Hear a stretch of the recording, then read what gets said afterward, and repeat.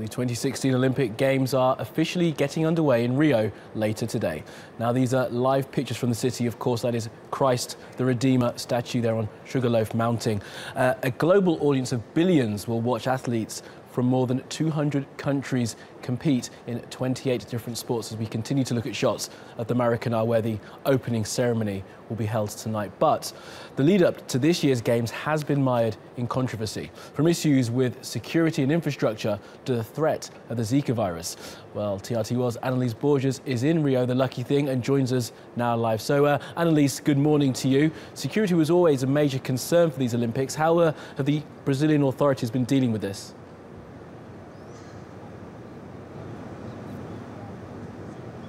Well, there's a special operation in place here in Rio de Janeiro today. Rio's mayor has actually asked people to limit their travels within the city. He says this is a very special day, so people should stay either at home or within their own districts, because this area, for example, where we are standing right now, right next to the Maracanã Stadium, where the opening ceremony will be held later today, this area has been completely sealed off. Traffic is diverted. People can access this area, of course, but not traffic, no cars, roads have been blocked. So Rio is promising, of course, a big party tonight. 300 dancers, 12,000 costumes, 5,000 volunteers. They say this is a ceremony 5 years in the making, and 45 heads of state will be in attendance, including the presidents of Portugal, Argentina, France. The French president, François Hollande, has been here in Rio de Janeiro for the past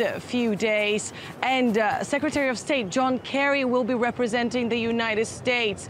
Regarding security issues, we knew it would be a concern. Rio is a city, unfortunately, well known for high crime rates, for urban violence, and we are getting a report that a carjacking attempt yesterday very close to the Olympic Park ended with the death of the would-be assailant. That episode involving someone close, someone linked to the Russian consulate. The Russian authorities say that the person was not a Russian national. He was a Brazilian lawyer that was driving his car near the Olympic Park, and someone else approached to try to rob his car. He stole the gun and ended up shooting the person dead.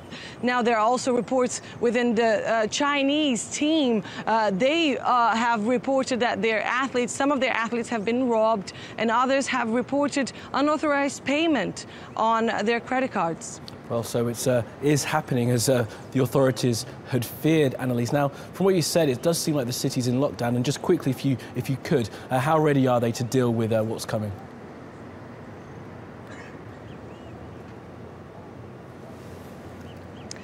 Well, there's a special operation in place. 85,000 security personnel are involved in securing Rio de Janeiro during the Games. They include mostly soldiers. We're talking about the armed forces. Now, police, local police, are going to be providing support to these authorities. And we spoke to Rio's State Union police leader, and he said that police here in Rio de Janeiro are ill-prepared and ill-equipped to deal with such a big event.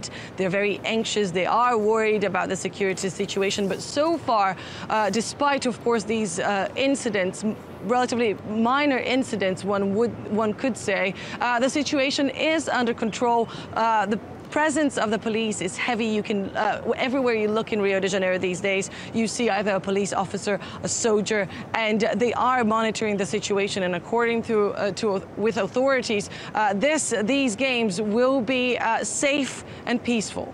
Okay, well, Anelise, for now in Rio, thank you.